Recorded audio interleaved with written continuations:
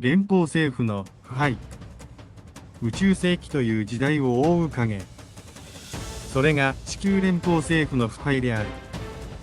だが腐敗しているという言葉は決して比喩ではなく、制度の根幹にまで浸透した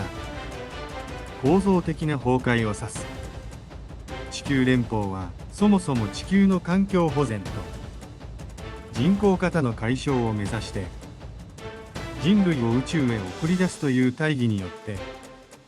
生まれた国家連合体だった。その理念は壮大であり、建前としては人類全体の未来を見据えたものだった。だが実態は早くから地球に住めるものと宇宙に住まわされるものという階層の分断を生み、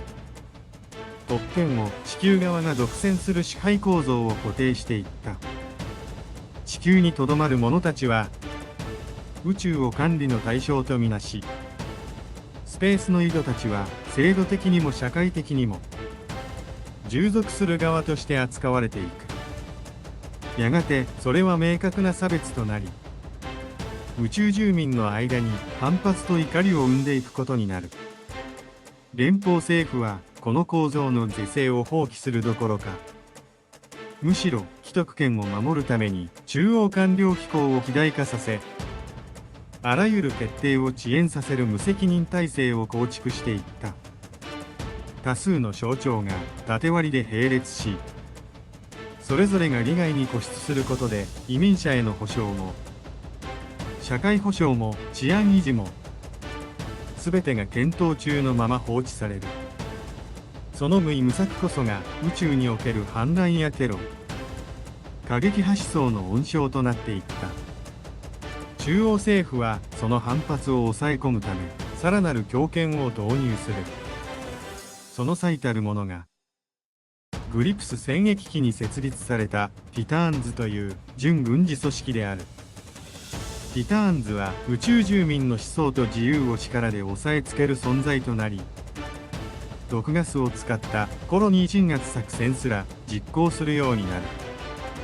その非人道的行為は連邦が秩序を守るものではなく、支配を維持する暴力装置としての性格を露呈した瞬間だった。しかもその暴走を止めるどころか、連邦の上層部はこれを黙認し、政治的安定を優先するという冷酷な現実を選び取ったのである。このような強権的体質を支えていたのが民間企業との癒着構造である。とりわけアナハイムエレクトロニクスの存在は象徴的であった。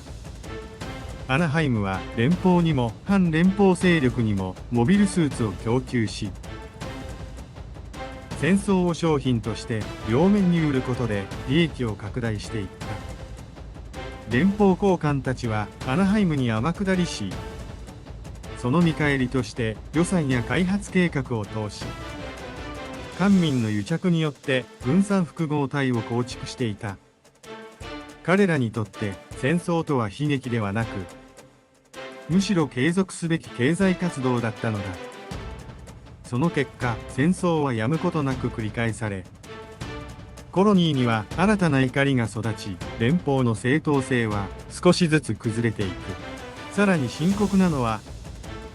ニュータイプという新たな人類の兆しに対する無理解と敵視である。宇宙に適応した人類の進化が示唆され、個々の能力の飛躍が観測されるようになっても、連邦政府はこれを受け入れるどころか、研究対象実験材料として扱い、強化人間計画や監禁、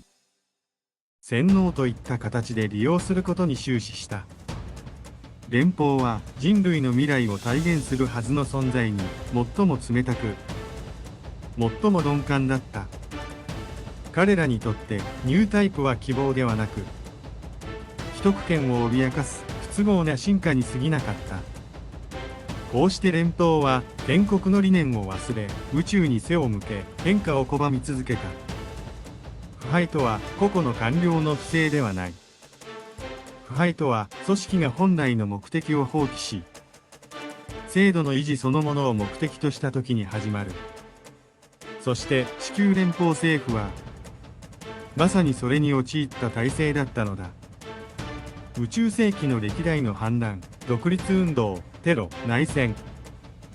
それらは全て腐敗した地球中心主義体制が引き起こした必然的な反動だったのである。